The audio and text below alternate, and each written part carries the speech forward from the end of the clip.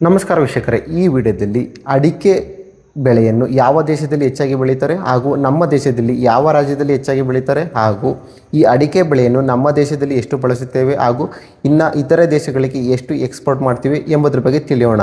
ಹಾಗೂ ನಮ್ಮ ದೇಶದಲ್ಲಿ ಈ ಅಡಿಕೆ ಬೆಳೆಯನ್ನು ಯಾವ ರೀತಿ ಬಳಕೆ ಮಾಡ್ತಾರೆ ಅಂದರೆ ಗುಟ್ಕಕ್ಕೆ ಯಾವ ರೀತಿ ಎಷ್ಟು ಪ್ರಮಾಣದಲ್ಲಿ ಹೋಗುತ್ತೆ, ಹಾಗೂ ಪೇಂಟ್ಗೆ ಎಷ್ಟು ಪ್ರಮಾಣದಲ್ಲಿ ಹೋಗುತ್ತೆ, ಹಾಗೂ ಮೆಡಿಸಿನ್ಗೆ ಎಷ್ಟು ಪ್ರಮಾಣದಲ್ಲಿ ಹೋಗುತ್ತೆ, ಹಾಗೂ ಪಾನ್ ಮಸಾಲಕ್ಕೆ ಎಷ್ಟು ಪ್ರಮಾಣದಲ್ಲಿ ಹೋಗುತ್ತೆ, ಹಾಗೂ ಗೃಹ ಬಳಕೆ ಹಾಗೂ ಮದುವೆ ಸಮಾರಂಭಕ್ಕೆ ಎಷ್ಟು ಪ್ರಮಾಣದಲ್ಲಿ ಹೋಗುತ್ತೆ ಎಂಬುದರ ಬಗ್ಗೆ ಈ ವಿಡಿಯೋದಲ್ಲಿ ಸಂಪೂರ್ಣವಾಗಿ ತಿಳಿಯೋಣ.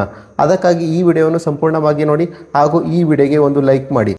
ಹಾಗಾದರೆ ಯಾವ ದೇಶದಲ್ಲಿ ಹೆಚ್ಚು ಬೆಳೀತಾರೆ, ಈ ಅಡಿಕೆ ಬೆಳೆಯನ್ನು ಯಾವ ದೇಶದಲ್ಲಿ ಹೆಚ್ಚು ಬೆಳೀತಾರೆ ಎಂಬುದರ ಬಗ್ಗೆ ನೋಡೋದಾದರೆ ನೋಡಿ, ನಮ್ಮ ದೇಶ ಅಂದರೆ ಭಾರತದಲ್ಲಿ 57% ಬೆಳೀತಾರೆ, ಇನ್ನು ಬಾಂಗ್ಲಾದೇಶದಲ್ಲಿ 13% ಬೆಳೀತಾರೆ, ಇನ್ನು ಮಯನ್ಮಾರಲ್ಲಿ 9.7% ಬೆಳೀತಾರೆ, ಇನ್ನು ಇಂಡೋನೇಷ್ಯಾದಲ್ಲಿ 8% ಬೆಳೀತಾರೆ, ಇನ್ನು ಚೀನಾದಲ್ಲಿ 5% ಬೆಳೀತಾರೆ, ಇನ್ನು ಶ್ರೀಲಂಕಾದಲ್ಲಿ 3% ಬೆಳೀತಾರೆ, ಥೈಲ್ಯಾಂಡಲ್ಲಿ 2% ಬೆಳೀತಾರೆ, ಇನ್ನು ಉಳಿದ ದೇಶಗಳಿಂದ ಸೇರಿ 2% ಬರುತ್ತೆ.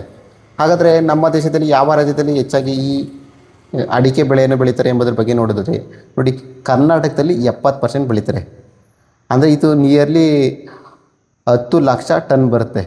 ಇನ್ನು ಕೇರಳದಲ್ಲಿ 15% ಬೆಳೀತಾರೆ, ಇನ್ನು ಅಸ್ಸಾಮಲ್ಲಿ 5% ಬೆಳೀತಾರೆ, ಇನ್ನು ವೆಸ್ಟ್ ಬೆಂಗಾಲಲ್ಲಿ 3% ಬೆಳೀತಾರೆ, ಇನ್ನು ಇತರ ರಾಜ್ಯ ತಮಿಳುನಾಡಲ್ಲೇ ಸೇರಿಕೊಂಡು 7% ಬೆಳೀತಾರೆ. ಒಟ್ಟಾರೆಯಾಗಿ ಟೋಟಲು ನಮ್ಮ ಇಂಡಿಯಾದಲ್ಲಿ ಪ್ರೊಡ್ಯೂಸ್ ಆಗೋದು 14, ಅದು 2024-25 ಸಮೀಕ್ಷೆ ಪ್ರಕಾರ 14 ಲಕ್ಷ ಟನ್ನು ಅಡಿಕೆ ಪ್ರೊಡ್ಯೂಸ್ ಆಗುತ್ತೆ. ಇನ್ನು ಆ ಅಡಿಕೆ ಎಕ್ಸ್ಪೋರ್ಟ್ ಆಗೋದು ಎಷ್ಟು ಅಂದರೆ ನೋಡಿ, 10,000 ಚಿಲ್ಲರೆ ಟನ್ನು ಎಕ್ಸ್ಪೋರ್ಟ್ ಆಗುತ್ತೆ ಬೇರೆ ಇತರ ದೇಶಗಳಿಗೆ. ಅಂದರೆ ಇದು 1%ಗಿಂತಲೂ ಕಡಿಮೆ ಆಗುತ್ತೆ, ಈವನ್ 1% ಅಂದರೆ 0.9% ಬೀಳುತ್ತೆ. ಇನ್ನು 99% ಈ 99%ಗಿಂತ ಹೆಚ್ಚು ನಮ್ಮ ದೇಶದಲ್ಲೇ ಕನ್ಸ್ಯೂಮ್ ಮಾಡ್ತಾರೆ, ನಮ್ಮ ದೇಶದಲ್ಲೇ ಬಳಕೆ ಮಾಡ್ತಾರೆ. ಹಾಗಾದರೆ ಈ ಅಡಿಕೆಯನ್ನು ನಮ್ಮ ದೇಶದಲ್ಲಿ ಯಾವುದಕ್ಕೆ ಎಷ್ಟೆಷ್ಟು ಪ್ರಮಾಣದಲ್ಲಿ ಈ ಅಡಿಕೆಯನ್ನು ಬಳಸ್ತಾರೆ ಎಂಬುದರ ಬಗ್ಗೆ ನೋಡೋದಾದರೆ ನೋಡಿ, ಈ ಅಡಿಕೆ ಪಟ್ಟಣ ಬರುತ್ತಲ್ಲ, ಹಾಗೂ ಪಾನ್ ಮಸಾಲ ಬರುತ್ತೆ, ಹಾಗೂ ಅಡಿಕೆ ವಿಳ್ಯೆದೆಲೆ ಜೊತೆ ಯೂಸ್ ಮಾಡ್ತಾರೆ ಅಡಿಕೆ. ಇದೆಲ್ಲ ಸೇರಿ 85% ಅಗೆದು ಉಗಿಯೋದಕ್ಕೆ ಈ ಅಡಿಕೆಯನ್ನು ಬಳಕೆ ಮಾಡ್ತಾರೆ. ನೋಡಿ, ಗುಟ್ಕಾ, ಪಾನ್ ಮಸಾಲ, ಅಡಿಕೆ ಪಟ್ಟಣ ಹಾಗೂ ವಿಳ್ಯೆದೆಲೆ ಜೊತೆ ಬಳಸ್ತಾರೆ ಅಡಿಕೆ, ಇದಕ್ಕೆಲ್ಲ ಸೇರಿ 85% ಅಡಿಕೆಯನ್ನು ನಾವು ಬರೀ ಅಗೆದು ಉಗಿಯೋಕ್ಕೆ ಬಳಸ್ತೀವಿ. ಇನ್ನು ಉಳಿದ 15% ನೋಡಿ, ಮೆಡಿಸಿನ್ಗೆ 5% ಬಳಸ್ತೀವಿ, ಮೆಡಿಸಿನ್ ತಯಾರಿಕೆಯಲ್ಲಿ 5% ಬಳಸ್ತಾರೆ ಅಡಿಕೆಯನ್ನು.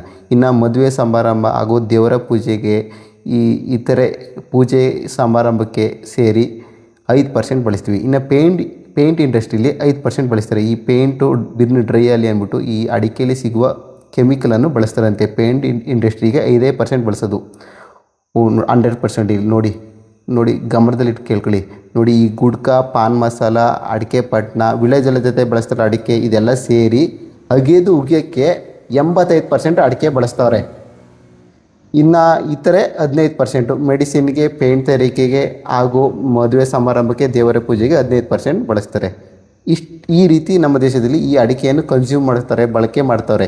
ಇನ್ನು ನಾವು ನಮ್ಮ ರಾಜ್ಯದಲ್ಲಿ ಈ ಅಡಿಕೆಯನ್ನು ಎಷ್ಟು ಬೆಳಿತೀವಿ ಹಾಗೂ ಎಷ್ಟು ನಾವೇ ಬಳಕೆ ಮಾಡ್ತೀವಿ ಹಾಗೂ ಇನ್ನು ಉಳಿದ ಅಡಿಕೆಯನ್ನು ಬೇರೆ ರಾಜ್ಯಗಳಿಗೆ ಎಷ್ಟು ಎಕ್ಸ್ಪೋರ್ಟ್ ಮಾಡ್ತೀವಿ ಎಂಬುದರ ಬಗ್ಗೆ ನೋಡೋದಾದರೆ ನೋಡಿ, ನಮ್ಮ ರಾಜ್ಯದಲ್ಲಿ ಟೋಟಲು 10 ಲಕ್ಷ ಟನ್ ಅಡಿಕೆ ಬೆಳೀತಾರೆ. 10 ಲಕ್ಷ ಟನ್ ಅಡಿಕೆ, ಇದರಲ್ಲಿ 30%ಗಿಂತ ಅಧಿಕ ನಮ್ಮ ರಾಜ್ಯದಲ್ಲೇ ಬಳಕೆ ಮಾಡ್ತೀವಿ. ಅಂದರೆ 3-4 ಲಕ್ಷ ಟನ್ನು ನಾವೇ ಬಳಕೆ ಮಾಡ್ತೀವಿ, ಕರ್ನಾಟಕದ ಜನರೇ ಬಳಕೆ ಮಾಡ್ತಾರೆ. ಇನ್ನು ಉಳಿದ 7-8 ಲಕ್ಷ ಟನ್ನು ಹೊರ ರಾಜ್ಯಕ್ಕೆ ಹಾಗೂ ವಿದೇಶಕ್ಕೆ ಈ ಅಡಿಕೆ ಎಕ್ಸ್ಪೋರ್ಟ್ ಆಗುತ್ತೆ.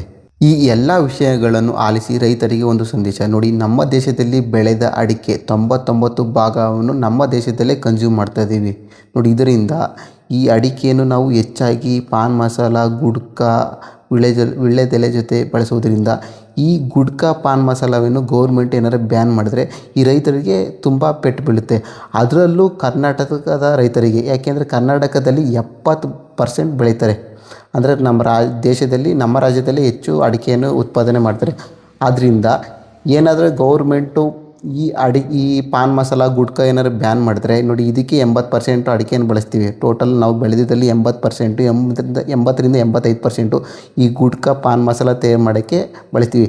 ಈ ಗುಡ್ಕಾ, ಪಾನ್ ಮಸಾಲ ಏನಾರು ಬ್ಯಾನ್ ಮಾಡಿದ್ರೆ ಗೌರ್ಮೆಂಟು ಈ ರೈತರಿಗೆ, ಈ ಅಡಿಕೆ ಬೆಳೆದ ರೈತರಿಗೆ ತುಂಬ ಪೆಟ್ಟು ಬೀಳುತ್ತೆ ನೋಡಿ. ಈಗ ಕ್ವಿಂಟಾಲ್ಗೆ 60,000 ಇದೆ, ಅದು 20,000ಕ್ಕೂ ಬಂದರೂ ಬರ್ತದೆ ಹೇಳೋಕ್ಕಾಗಲ್ಲ. ಯಾಕೆಂದರೆ 80 ಭಾಗ ಈ ಗುಟ್ಕಾ ಪಾನ್ ಮಸಾಲ ತಯಾರು ಮಾಡೋಕ್ಕೆ ಈ ಅಡಿಕೆಯನ್ನು ಯೂಸ್ ಮಾಡ್ತಾರೆ.